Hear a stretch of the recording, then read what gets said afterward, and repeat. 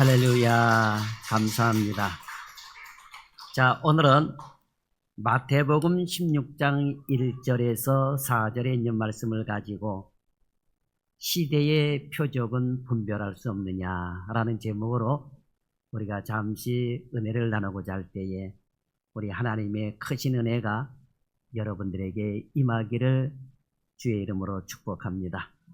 말씀 속에서 하나님의 음성을 듣는 귀한 시간이 되기를 바랍니다. 자, 많은 사람들은 이 시대를 향해서 말세라고 그럽니다. 이제 말세라고 그래요. 이제는 말세를 넘어서 말세 중에 말세라는 말을 합니다. 왜 말세 중에 말세라고 그럴까요? 사람들이 그만큼 악하게 살기 때문이다라고 하는 거예요. 자, 이렇게 말세 중에 말세라고 하면 악한 일들이 멈춰져야 되는데, 그리고 잘못된 일을 회개해야 되는데 사람들의 생각은 어떻습니까? 점점점 더 악해지고 있고 범죄는 점점점 악해지고 있다라고 하는 거예요. 그리고 범죄의 유형을 보게 되면 너무나도 끔찍하고 잔인해지고 있다라고 하는 것입니다.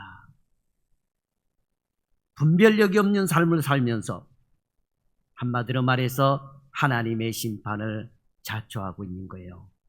그러니까 자기가 죽을 줄 모르고 그냥 악한 일을 일삼는 겁니다. 자기가 죽을 줄 모르고 남을 죽이며 살더라라고 하는 거예요. 그러나 이런 모든 것들은 하나님의 심판을 당기는 것뿐이다라고 하는 것입니다. 자, 노아의 홍수의 심판이 왜 왔습니까?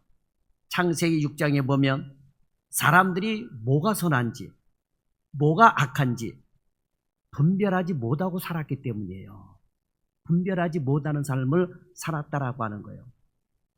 분별이란 국어사전에 보니까 세상 물정에 대하여 옳고 그른 것을 판단하여 바른 생각을 하는 능력이라고 말을 하고 있습니다. 그러니까 여러분, 분별력이 있어야 돼요. 그런데 타락한 사람들은 분별력을 잃어버렸습니다. 그러다 보니까 우리가 흔히 얘기하는 아나무인으로 살고 있고 천방지초로 살고 있습니다. 다시 말하면 분별력 없이 자기 하고 싶은 대로 하고 살아갑니다. 다른 사람에게 피해가 가는지 다른 사람이 싫어하는지 그런 거 생각하지 않고 그냥 나 하는 대로 살아가요. 이게 이 시대의 사람이다라고 하는 겁니다.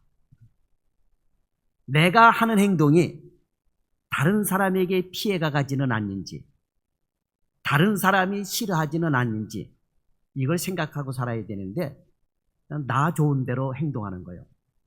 그런 사람들이 의외로 많다라고 하는 것입니다. 그래서 우리 신앙인들은 내 행동을 생각하고 해야지만 되는 것입니다. 내 행동이 옳은지 그른지 판단하고 바른 행동을 해야지 된다라고 하는 것입니다.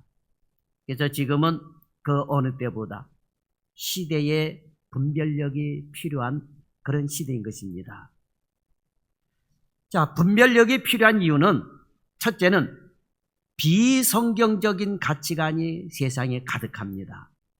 그러니까 여러분, 우리가 작게는 십계명만 봐도 그러잖아요. 십계명을 떠나서 그 말씀을 떠나서 사는 사람들이 얼마나 많습니다. 우상을 숭배하는 사람들은 지금 점점 드러나요. 하나님은 우상을 만들지 말며 거기에 절하지 말라 그랬는데 우상을 만들고 절하는 사람들이 점점 더 늘어나고 있다라고 하는 것입니다. 그러니까 비성경적인 일들이 너무나도 많이 일어납니다. 무엇이 옳은지 그른지 판단하기 어려운 시대가 되어버리고 말았습니다. 그래서 여러분은 성경을 많이 읽고 깨닫고 그 말씀에 순종하는 삶을 살아야지만 되는 것입니다. 둘째는 성도를 믿음에서 떨어지게 하는 것들이 너무나도 많아요. 우리를 유혹하는 마귀의 세력이 너무나도 강하다라고 하는 것입니다. 자, 여러분, 우리가 음식에 그 어떤 거 하나에 중독이 되더라도 그게 끊기가 힘들다고 그러잖아요. 이제 여러분, 음식 단맛에 여러분 중독되죠. 탄수화물에도 중독이 되고 이거 못 끊어요. 끊기가 힘듭니다. 자, 담배에 중독이 되면 더 끊기가 힘들어요. 그죠? 끊기 힘듭니다. 마약에 중독이 되면 더 중독이 되고 끊기가 힘이 듭니다. 그죠? 중독되는 것들이 우리의 삶에는 많아요. 그런데 악한 마귀의 세력에도 중독이 된다라고 하는 거예요. 그래서 이것을 가지고 우리의 믿음이 떨어지게끔 만들어버린다라고 하는 거예요. 그 다음에 셋째는 성도를 쾌락으로 끌고 가려는 유혹과 이단이 너무나 많습니다. 우리나라는 이단이 너무 많아요. 물론 전 세계적으로 이단이 어마어마하게 많습니다. 그래서 이런 시대를 살아가는 우리에게는 꼭 필요한 것이 뭐냐? 믿음의 분별력이다라고 하는 거예요. 믿음의 분별력입니다. 자, 요한복음 10장에 보면 유대인들이 예수님을 돌로 치려고 했습니다. 그 이유가 뭡니까? 네가 사람이 되어가지고 자칭 하나님이라고 하느냐? 그래가지고 돌을 들어서 예수님을 죽이려고 했어요. 이때 예수님은 너희가 나를 믿지 아니해도 내가 하는 일을 보고서 믿으라 그러셨습니다. 예수님이 하시는 일을 보면 메시아적인 사역을 많이 하셨거든요. 일반 선지자들이 행하는 기적과 능력보다도 메시아만이 할 수 있는 기적과 능력이 많았다라고 하는 거예요. 그러니까 그걸 보고 나를 믿어라 라고 하는 것입니다. 겉모습을 볼 때는 예수님이 볼품이 없으셨어요. 이 세상에 오셨을 때는 정말 삐짝 마르고 연한 순 같고 풍채도 없고 저처럼 잘생기지도 않았어요. 저는 그래도 어디 가면 아이고 우리 장 목사님은 그래도 미남이십니다. 조금 단점이 있으면 키가 작아서 그러지. 근데 키 작은 것도 별로 느끼지는 못해요. 어쨌든 그죠? 네. 근데 예수님은 잘생긴 얼굴도 아니에요. 뭐 흠모할 만한 풍채도 전혀 없으신 거예요. 그러니까 여러분 교회나 여러분의 가정에 예수님 사진 걸어놓은 거 보게 되면 그거 전부 다 거의 다 가짜예요. 가짜. 예수님이 그렇게 잘생기신 분이 아니에요. 성경에 보면. 네? 그런데 예수님은 그런 걸 보고서 나를 비판하지 말고 내가 하는 일을 보고 믿으라고 하시는 거예요. 그런데도 사람들은 믿으려고 하지 않았던 것입니다. 예수님은 이 땅에 오셔서 자신이 하나님 되심을, 메시아 되심을 증거하는 많은 일들을 행하셨습니다. 그리고 그것이 성경에 기록이 되어져 있습니다. 그런데도 사람들은 믿지 않고 자꾸만 표적을 요구했다라고 하는 것입니다. 이 세상의 어떤 종교의 교주도 이렇게 많은 질병과 죽은 사람을 살리고 맹인의 눈을 뜨게 하는 그런 사역을 한 사람이 없어요. 예수님 외에는 없었습니다. 석가모니도 공자도 마음의 뜨도 이렇게 그들의 경전에 보면 이렇게 죽은 자를 살리고 맹인의 눈을 뜨게 하고 메시아적인 사역을 한 사람이 없어요. 오직 예수님만이 이 메시아적인 사역을 하셨던 것입니다. 그런데도 사람들은 믿지 않고 자꾸만 표적을 요구했습니다. 자, 오늘 본문에도 보면 예수님이 사역을 감당하시는데 바리새인과 사두개인들, 유대인들이 와서 내가 메시아이거든 메시아임을 증거하라는 표적을 보이라 그랬습니다. 표적을 보이라. 그러자 예수님은 그들에게 어찌하여 너희는 분별력이 없느냐라고 말씀하신 거예요. 내가 하는 일을 보고 내가 메시아인 것을 분별하라라고 하는 거예요. 그런 분별력을 가지라라고 하는 것입니다. 자, 한 가지 표적만 얘기하면 예수님이 맹인의 눈을 뜨게 하는 것은 메시아만이 할 수 있는 표적이에요. 엘리야 선지자도 엘리사도 그 누구도 맹인의 눈을 뜨게 하지 못했습니다. 왜 그러냐면 유대인들의 생각에는 맹인의 눈을 뜨게 하는 것은 죽은 자를 살리는 것보다 더 어렵다라는 생각을 했던 겁니다. 그래서 엘리사나 엘리야도 맹인의 눈을 못 뜨게 했어요. 성경에 봐봐요. 그런데 예수님께서만이 맹인의 눈을 뜨게 하신 겁니다. 그러면 이걸 보고서 이분이 메시아인가 보다라고 하는 분별력을 가져야 되는데 그러질 못한 거예요. 자, 예수님은 오늘 본문 3절에서 너희가 날씨는 분별할 줄 알면서 시대의 표적은 분별할 수 없느냐라고 말씀하셨습니다. 지금까지 많은 선지자들이 이 땅에 왔었지만 그 누구도 할 수 없는 메시아적인 많은 일을 내가 와서 지금 행하고 있지 않느냐. 그러니 분별력을 가지라라고 하는 거예요. 분별력을 가지라라고 하는 거예요. 그럼에도 불구하고 당시에 많은 사람들이 예수님을 향해서 더러는 예레미야, 더러는 세례 요한, 더러는 엘리야, 더러는 선지자 중에 한 사람으로 알고 있었다라고 하는 거예요. 분별력이 없는 거예요. 지금도 세상 사람들은 예수님을 4대 성인 중에 하나로 생각을 하고 있잖아요. 4대 성인 중에 하나로 생각하고 있습니다. 공자나 또는 우리 예수님이나 또는 소크라테스나 석가모니나 똑같다. 4대 성인 중에 한 분이다. 이렇게 생각을 하고 메시아로 보지를 못하고 있다라고 하는 것입니다. 주님이 당시 사두개인들과 바리새인들에게 말씀하신 것처럼 지금 이 시대의 우리에게도 마땅히 가져야 할 것이 뭐냐? 바로 신앙의 분별력이다라고 하는 거예요.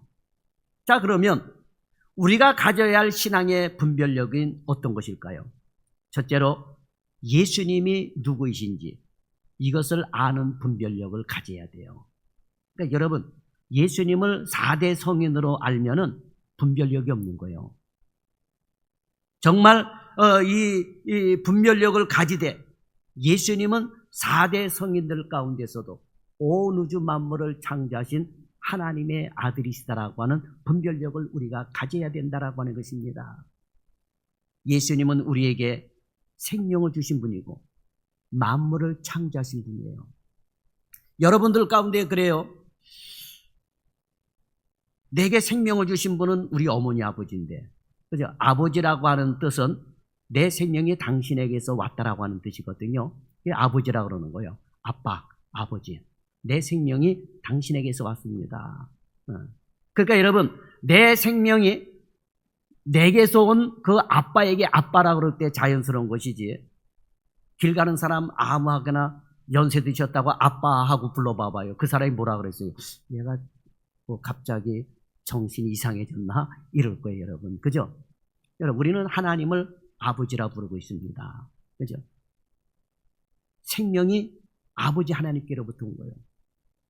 자, 요한복음 1장에 보면 만물이 예수님으로 말미암지 않고는 하나도 된 것이 없다라고 말씀하고 있습니다. 그러니까 결국은 여러분, 우리 때의 위의 어머니 아버지도 할아버지 할머니도 그래서 최고로 올라가서 왕할아버지 왕할머니도 누구에게로부터 온 거요? 하나님께로부터 온 거예요. 생명이. 그죠? 생명이. 그러니까 최종적인 생명을 주신 분은 본래 계셨던 예수님으로부터 왔다라고 하는 거예요. 만물의 창조도 마찬가지입니다. 그런데 그런 분이 죄로 인하여 죽을 수밖에 없는 우리를 구원하시려고 이 땅에 오셨다라고 하는 것입니다. 그 당시나 지금이나 사람들은 예수님이 우리의 구원자가 되시고 하나님 되심을 증명하는 무언가 표적 보기를 원합니다. 심지어는 예수를 보여주면 믿겠다 하는 사람도 있습니다. 이게 얼마나 여러분 어리석습니까? 그래서 오늘 본문에 보면 예수님은 보일 표적이 뭐가 있냐? 요나의 표적밖에는 없다 그러셨어요. 그렇다면 요나의 표적이라고 하는 의미가 무슨 의미일까요? 요나가 물고기 뱃속에서 3일 동안 들어가 있었던 것처럼 자신도 죽으셨다가 3일 만에 살아날 것을 말씀하고 계시는 것입니다. 예수님은 이 땅에서 많은 표적을 보여주셨는데 사람들은 믿지 않고 자꾸만 표적을 구합니다. 참된 표적은 예수님의 죽으심과 부활이며 이를 통하여 사람을 구원하는 것인데 예수님의 죽으심과 부활보다는 자꾸만 다른 표적에 관심을 갖고 있다라고 하는 거예요. 예수님을 구하기보다는 표적만 구하기 때문에 요나의 표적 외에는 보여줄 것이 없다라고 그러셨어요. 그래서 표적보다는 예수님의 구원을 생각하고 예수님만 바라보게 하기 위해서 예수님은 요나의 표적 외에는 보여줄 것이 없다라고 말씀을 하셨던 것입니다. 실제로 오병이어의 기적을 행하고 5천 명이나 넘는 사람들에게 예수님은 먹이셨습니다. 배불리 먹이셨어요. 얼마나 많은 사람들이 구름대같이 몰렸는지 모릅니다. 장정만 5천 명이요. 여러분 생각을 해봐요. 예? 장정만 5천 명이라 하면 그 당시에 장정이 20세 이하, 60세 이하입니다. 그죠? 그러니까 우리 교인들은 거의가 다 그냥 노인층에 들어가기 때문에 장정 안에 들어가지도 못해요. 여러분. 우리 교회 장정 따진다면 20세 이상, 60세 이하 없어요. 지금 보면 거의가 다 60대 이상이요. 다 보면 우리 여자 성도님들도 그렇고. 그런데 그런 사람만 5천 명을 먹이. 그러니까 어린아이, 여자, 그 다음에 노인네 이렇게 따지면 수만 명의 사람이 여러분 예수님께서 오병이의 기적을 행하셨을 때 배불리 먹고 남았다라고 하는. 그래가지고 예수님을 죽으라고 쫓아다닙니다. 그런데 예수님을 쫓아갔는데 예수님께서 그런 기적을 행하지 아니하셨어요. 그러니까 배가 고프잖아요. 그죠? 그리고 병도 안 고쳐주셨어요. 그러니까 사람들이 다 떠나가 버렸어요. 아니 언제는 예수님이 좋다고 배부르게 먹여주고 병 고쳐줄 때는 막 따라다녔는데 예수님이 배부르게 먹여주지 않고 병도 안 고쳐주고 그러니까 그 많은 사람들이 싹 빠져나갔어요. 그러니까 예수님께서 앉아서 하루는 너희도 가려느냐. 그럴 때에 베드로가 중요한 신앙 고백을 하잖아요. 영생이 주께 있사온데 우리가 누게로 가오리까라고 고백을 합니다. 그러니까 교회는 영생을 얻기 위해서 나와야 되지 경제적인 문제를 해결하기 위해서 나오는 게 아니에요. 여러분. 경제적인 문제는 여러분 우리가 손이 조금 빠르면 먹고 사는데 여러분 괜찮아요. 그리고 우리나라는요 얼마나 복지가 잘 되어 있는지 어려우면 애 많이 나요. 어려우면 애 많이 나. 그리고 국가에다 신청하면 1인당 한 70만 원씩 나온대요. 요즘은. 그러니까 여러분 혼자 70만 원 나오게 되면 결혼하면 두 사람 나면 140만 원 정도 나오지 거기다 애를 두 나게 되면 거의 한 200 몇십만 원 정도 나온대요. 그래가지고 막 애들 막 입양하고 그러면서 사는 사람들도 있어요. 여러분. 그리고 우리나라는 내가 나가서 조금만 노력하고 손이 부지런하면 얼마든지 여러분 먹고 살 수 있는 그나마라도 괜찮은 국가예요. 그런데 앉아가지고 그냥 복만 달라고 그러니 여러분 어떻게 합니까 여러분. 근데 복을 안 주면 뭐요? 교회를 떠나가는 사람들이 많다라고 하는 것입니다. 그때나 지금이나 사람들은 예수님이 누구이신지에 대해서 관심을 갖기보다는 이렇게 부수적인 것에 대해서만 관심을 갖고 있어요. 예수님이 누구이신 거에는 관심이 없고 예수님께서 주시는 복만 받겠다라고 하는 거예요. 복만 받겠다라고 하는 거예요. 물론 복도 필요하지만 성경은 예수님이 이 땅에 오신 근본적인 목적을 말씀하십니다. 예수님이 이 세상에 오신 근본적인 목적 첫째는 사람을 구원하기 위해서다라고 하는 죄에서 구원함을 받기 위해서라고 하는 마태복음 1장 21절에 보면 천사가 예수님이 태어나실 것을 예언하면서 사람을 죄에서 구원하시는 분이라고 말씀합니다. 아들을 낳으리니 이름을 예수라 하라. 이는 그가 자기 백성을 그들의 죄에서 구원할 자이심이라 그랬습니다. 요한복음 3장 16절에도 예수님께서 이 세상에 오신 목적은 사람을 죄에서 구원하시는 거예요. 그래서 누구든지 그를 믿는 자는 영생을 얻으리라고 말씀을 하고 있는 것입니다. 그런데 사람들은 예수를 믿으면서 떼부자 될 것처럼 생각하고 예수 믿는다니까요. 그렇지 않다라고 하는 거예요. 예수님이 이 세상에 오신 목적 두 번째는 마귀의 일을 멸하는 거예요. 요한일서 3장 8절에 보면 죄를 짓는 자마다 마귀에게 속하나니 마귀는 처음부터 범죄함이라. 하나님의 아들이 나타나신 것은 마귀의 일을 멸하라 하심이라 그랬어요. 마귀의 일이 멸해져야 우리의 악한 생각, 악한 행동들이 여러분 사라지게 되는 것입니다. 마귀는 끊임없이 여러 가지 방법을 동원하여 성도를 핍박하고 방해하기도 하고 두려움과 공포를 주며 여러 가지 쾌락으로 우리를 유혹하여 어떻게 하든지 우리로 하여금 예수를 믿지 못하게 합니다. 그래서 예수와 멀어지게 하는 거예요. 예수님이 오신 것은 이런 마귀의 일을 멸하러 오셨다라고 하는 것입니다. 그리고 예수님이 이 세상에 오신 목적 셋째는 섬기려고 오신 거예요. 마태복음 20장 28절에 보면 인자가 온 것은 섬김을 받으려 함이 아니라 도리어 섬기려 하고 자기 목숨을 많은 사람의 대속물로 주려 하심이라 그랬어요. 예수님은 창조주 하나님이셨지만 하늘 보좌를 뒤로하고 이 땅에 오셔서 사람들을 위해 자신의 생명을 주신 거예요. 예수님은 언제나 겸손하고 온유한 마음을 갖고 계셨으며 십자가에 돌아가시기 전에 제자들의 발을 씻기심으로 친히 섬김의 본을 보여주셨던 것입니다.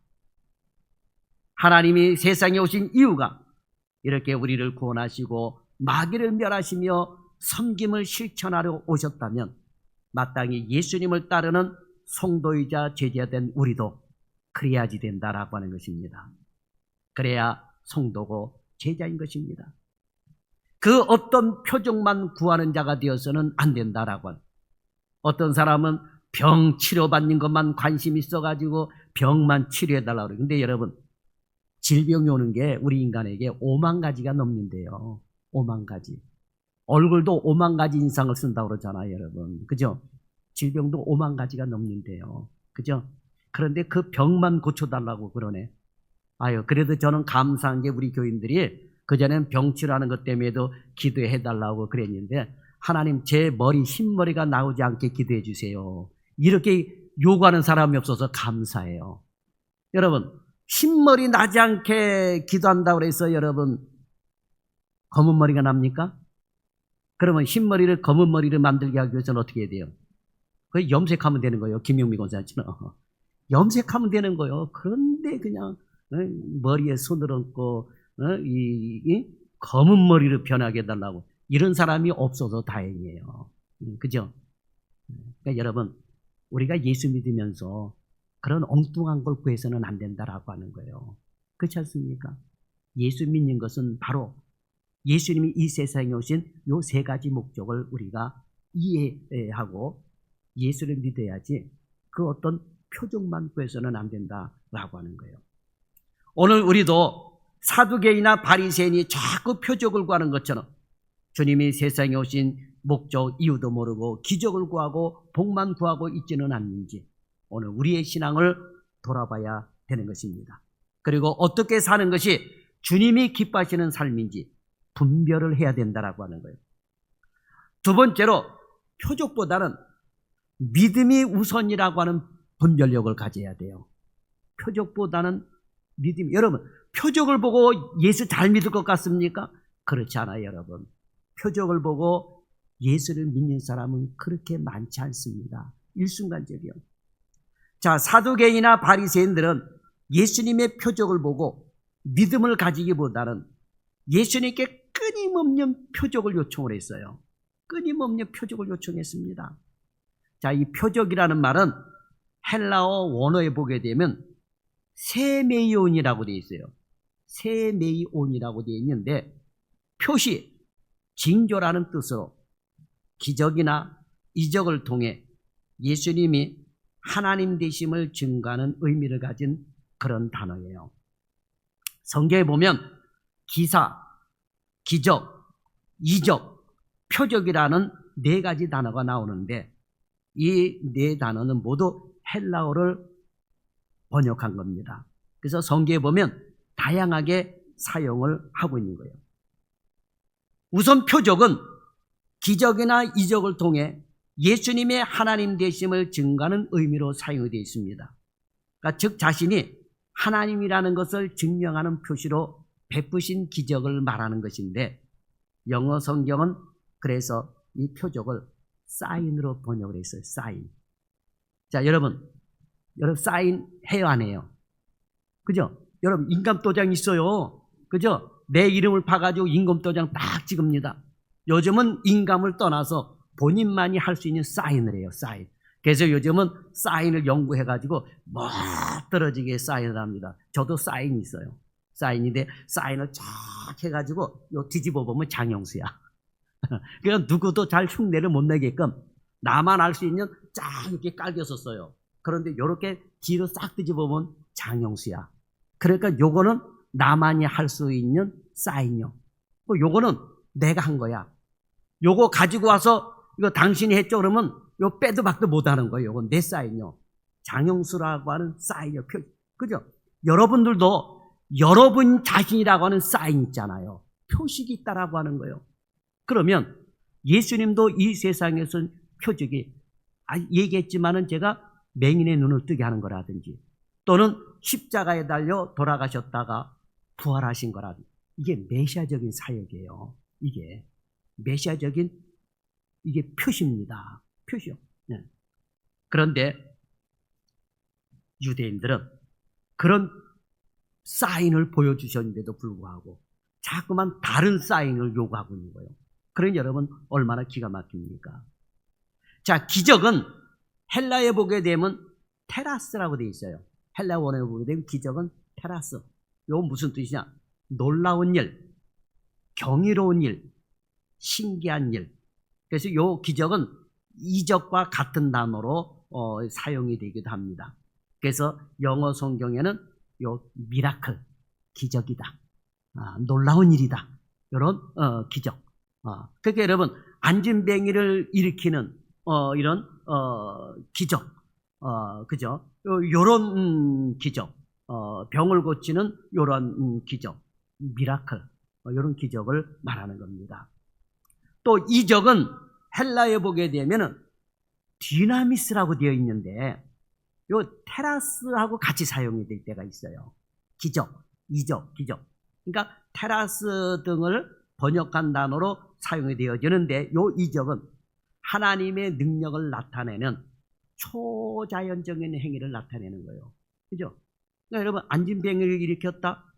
그러면 기적이라고도 하고 그 이적이라고도 하는데 하나님의 능력으로 사람의 능력이 아닌 하나님의 능력으로 이런 일이 일어났을 때 이적이라고 하는 거예요.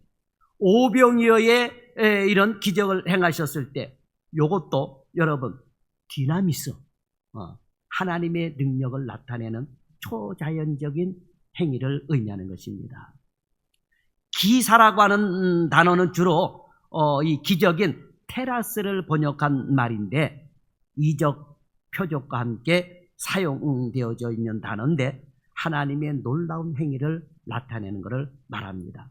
그런데 오늘 본문에서 바리새인과 사두개인이 요구하는 것은 표적인데 이게 세메이온이라고 하는 거예요. 세메이온. 그러니까 네가 메시아라 하느냐? 그러면 메시아인 증거를 보여라. 당신이 하나님이라고 그런다면 하나님이라고 하는 증거를 보여라. 세메이온. 근데 예수님이 이 세상에 오셔서 세메이온을 보여주신 것이 한두 가지 사건이 아니에요, 여러분. 성경에 보면. 지금도 마찬가지입니다. 사람들은 예수가 하나님이고 구원자라면 그 증거를 보이라고 말합니다. 그러면 내가 믿겠다라고 하는 것입니다. 그러나 믿음은 기적을 보고서 놀라서 가지는 것이 아닙니다. 만약 그렇게 해서 믿음이 생긴다면 그 믿음을 가진 사람은 날마다 새로운 기적을 요구할 것입니다. 그래서 여러분 신앙생활하는 거 가만히 보면 병 고침 받은 사람은 내 병자만 데리고 와요. 병자만 데리고 와. 그래서 이 병자도 고쳐주시고 저 병자도 고쳐주시고 내 병자만 데리고 온다니까요. 사람이 그렇게 돼 있어요, 여러분. 하게 되면. 그래서 그 전에 조영기 목사님 그 전에 돌아가셨지만 병 고치고 순복교회 그럴 때 환자들만 넘쳐났잖아요. 거기서 이 병도 고치고 그러나 못 고치고 죽은 환자들이 또 얼마나 많은지 알 수 없어요, 여러분. 저도 오살리 기도원 가서 금식 기도도 하고 그랬지만 기도하다 보면 옆에서 사람이 죽는 줄 알았는데 죽은 사람이요. 슬그머니 전도사나 그 기도원에서 일했던 사람들이 슬그머니 들고 나가고 그랬어요, 여러분. 사람들이 빽빽하고 그러니까 어느 환자가 숨어 있는지 모르는 거예요, 여러분. 그래서 기도하러 갔다가 도리어 폐병도 옮겨서 오는 사람도 많고 질병을 옮기고 오는 사람도 많았어요. 그리고 환자를 거기다 버리고 그냥 가버린 사람도 많았고. 요즘은 기도원에 환자 데리고 가면 받아요, 안 받아요? 안 받아요, 요즘은 여러분. 안 받습니다. 옛날하고 달라요, 여러분. 그렇잖아요. 그러니 여러분 믿음은 기적을 보고서 놀라서 가지는 것이 아닙니다. 믿음은 어떻게 생기는 거요? 말씀을 들으면서 나는 것이지 표적을 보고서 믿음이 생기는 것이 아닙니다. 고린도전서 1장 22절에 보면 유대인들은 표적을 구하는 사람이라고 말을 합니다. 또 요한복음 2장 18절에 보면 유대인들이 대답하여 예수께 말하기를 내가 이런 일을 행하니 무슨 표적을 우리에게 보이겠느냐. 아니 여러분 얼마나 황당합니까? 자, 네가 병자의 눈을 뜨고 많은 기적을 행했는데 그래 네가 메시아라고 한다면 자 셈의 눈을 또 보여봐라. 표적만 요구하는 거예요. 얼마나 여러분 기가 막힙니까? 이런 사람들의 요구에 주님은 요나의 사건을 통해 십자가를 말씀하신 것입니다. 죽으심과 부활을 말씀하신 것입니다. 그래서 중요한 것은 표적이 아니라 기적이 아니라 십자가의 죽음과 부활이라는 것입니다. 십자가 사건의 죽음과 부활 그것이 복음인데 이 복음은 말 그대로 기쁜 소식이에요. 기쁜 소식입니다. 그렇다면 무엇이 기쁜 소식입니까? 예수님이 우리를 위해 대신 십자가에 죽으시고 부활하셔서 주님을 믿는 사람은 죄를 사하시고 부활의 영생을 주신다라고 하는 거예요. 이 사실을 믿는 사람들을 구원하셔서 그리고 하나님의 나라를 주시겠다라고 하는 것입니다. 이것을 믿는 행위를 우리는 믿음이라고 말을 하는 거예요. 이처럼 성경에서 강조하는 믿음은 십자가 사건을 기본으로 하는 거예요. 십자가 사건을 기본으로 하는 겁니다. 그러니 정말 중요한 것은 표적이 아니라 믿음이라고 하는 거예요. 이 믿음이 얼마나 중요한지 요한복음 5장 24절에 보면 내 말을 듣고 또 나 보내신 이를 믿는 자는 영생을 얻었고 심판에 이르지 아니하나니 사망에서 생명으로 옮겼느니라 그러셨어요. 내 말을 듣고 그러니까 예수님의 말씀을 듣고 그러니까 예수님을 믿으면 사망에서 생명으로 옮겨진다라고 말씀하는 거예요. 믿음으로 구원을 받는다라고 하는 거예요. 자 여러분 우리가 똑같이 다 생명이 있는 사람 같죠? 요거는 똑같이 우리가 생명이 있어요. 이제 여러분들에게 이제 우리 순장님들이 좋은 이게 말씀을 아마 증가하고 그럴 텐데 우리가 비오스라고 하는 생명이요. 이게 일반적인 우리 생체 생명이요. 똑같이 갖고 있어요. 근데 요건 죽는단 말이에요. 그런데 우리 안에는 누구의 생명이 있느냐? 조에라고 하는 생명이 있어요. 나중에 순장님들에게 설명을 잘 듣기를 바랍니다. 이 조에의 생명은 예수님이 주시는 생명이에요. 성령님이 주시는 생명입니다. 그런데 선악과를 따먹는 순간 아담과 하와에게는 죽음이 찾아왔어요. 서서히 세월이 가면서 죽는 거예요. 그래서 나이 먹으면 죽어요. 900년을 살든 1000년을 살든 100년을 살든 죽습니다. 비오스 생명이에요. 영어로는 바이오스라고도 그러죠. 네. 마찬가지로 죽을 수밖에 없는 우리가 예수님을 믿으면 우리 안에서 조회의 생명이 싹틉니다. 그래서 우리 겉사람은 후패지지만 우리의 속사람은 날마다 새롭게 된다라고 사도 바울이 고백을 했잖아요, 여러분. 세상은 물질이 최고라는 생각 때문에 이런 영향이 성도들 마음에도 들어오다 보니까 믿음으로 받는 복 중에 복, 은혜 중에 은혜인 구원의 은혜는 생각하지 않고 자꾸 물질적인 것에 관심을 둡니다. 물론 물질은 당연히 필요합니다. 그러나 성경은 물질보다 먼저 믿음이 중요하다고 말씀합니다. 우리는 이것을 아는 분별력이 있어야 되는 거예요. 물질만 구하면 물질과 함께 망하는 것을 알아야 됩니다. 그러나 주님을 구하고 믿음을 구하면 우리 주님은 물질까지 겸해서 주시는 것입니다. 그래서 마태복음 6장 33절에 보면 그런즉 너희는 먼저 그의 나라와 그의 의를 구하라. 그리하면 이 모든 것을 어떻게 한다고요? 너희에게 더하여 주시리라 했습니다. 이 말씀에 가치를 두고 믿음의 분별력이 생기는 여러분이 되기를 축복합니다. 그 다음에 마지막 세 번째로 악해져가는 시대를 보면서 어떻게 살아야 할지 깨닫는 분별력을 가져야 돼요. 이 악한 세상에 내가 어떻게 살아야 될지 요걸 깨닫는 분별력이 있어야 된다라고 하는 거예요. 자, 본문 2절과 3절에 보면 예수께서 대답하여 이르시되 너희가 저녁에 하늘이 붉으면 날이 좋겠다 하고 하늘이 붉고 흐리면 오늘은 날이 굳겠다 하니 너희가 날씨는 분별할 줄 알면서 시대의 표적은 분별할 수 없더냐 그러셨어요. 이것은 그 당시 사람들이 날씨에 대해서 가졌던 생각이에요. 여러분, 우리도 지금 그렇잖아요. 비가 올 날씨 같다. 그럼 비가 와야 하나요? 특히 신경통 있는 분들, 어떤 목사님이나 어떤 분은 그래요. 아유, 목사님, 신경통 오면 여지없이 그냥 비가 와요. 그러는 분들이 있어요. 그죠? 그걸 보면서 분별할 줄 알면서 왜 시대의 모습은 분별할 수 없느냐라고 하는 거예요. 날씨는 분별할 줄 알면서 왜 이 시대를 볼 줄 모르느냐라고 하는 거예요. 왜 예수 그리스도를 바로 볼 줄 모르냐라고 하는 것입니다. 우리는 세상에 살고 있습니다.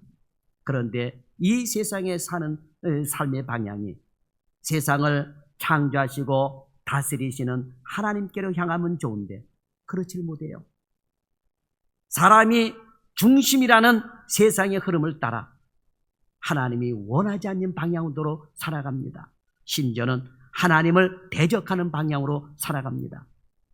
성경의 배경이 되는 이스라엘을 보면 그렇게 하나님의 은혜와 사랑을 받았으면서 하나님으로 향해야 되는데 사람들이 어디로 향합니까? 자꾸만 쾌락, 방탕, 죄악, 우상숭배로 나갑니다. 우상숭배로 나가요. 그들 대부분은 분별력을 잃어버린 채 세상을 따라가다가 하나님의 책망을 받고 징계를 받고 심판을 받았던 것입니다. 그러나 믿음의 사람들은 분별력을 가졌습니다. 그렇게 살면 안 된다는 생각을 가졌습니다. 그래서 사드락과 메삭과 아벳느고는 믿음의 분별력을 가졌어요. 그 많은 사람들이 다 금신상 앞에 절할 때에 우리는 절하지 않겠나이다 라고 하는 믿음의 분별력을 가졌다라고 하는 것입니다. 힘들어도 세상을 따라가지 않았습니다. 바알을 따라가지 않았습니다. 그런 사람들을 통해 하나님의 나라가 확장되며 복음이 확장되어져 왔다라고 하는 거예요. 로마서 12장 1절과 2절에 보면 어떻게 살지 분별하여 믿음으로 살라라고 말씀하고 있습니다. 그러므로 형제들아, 내가 하나님의 모든 자비하심으로 너희를 권하노니 너희 몸을 하나님이 기뻐하시는 거룩한 산제물로 드리라. 이는 너희가 드릴 영적 예배니라. 너희는 이 세대를 본받지 말고 오직 마음을 새롭게 함으로 변화를 받아 하나님의 선하시고 기뻐하시고 온전한 뜻이 무엇인지 분별하라라고 말씀하고 있습니다. 믿음의 사람은 이렇게 살아야 되는 거예요. 분별하며 살아야 되는 것입니다. 우리도 세상을 살면서 그렇게 나 좋은 대로 세상을 따라가는 것이 아니라 말씀을 기준으로 무엇이 그른지 무엇이 옳은지를 분별하며 살아야 되는 것입니다. 왜 그럴까요? 때가 악하기 때문에 그렇습니다. 세상은 좋은 것을 줄 것처럼 말하지만 우리를 망하게 하려는 존재들이 너무나도 많은 세상입니다. 그러니 이 시대를 분별하며 사는 분별의 은혜를 달라고 기도하며 사십시오. 하나님께서 솔로몬에게 지혜를 주셨듯이 오늘 우리에게도 지혜를 주셔서 정말 주님이 원하시는 삶이 무엇인지를 분별하고 깨달아 복된 삶을 살 수 있게 해달라고 기도하며 사는 저와 여러분이 되기를 예수님의 이름으로 축원합니다. 기도하겠습니다. 좋으신 하나님, 시대가 악합니다. 악한 이때에 분별 없이 살아가는 사람들이 너무나도 많습니다.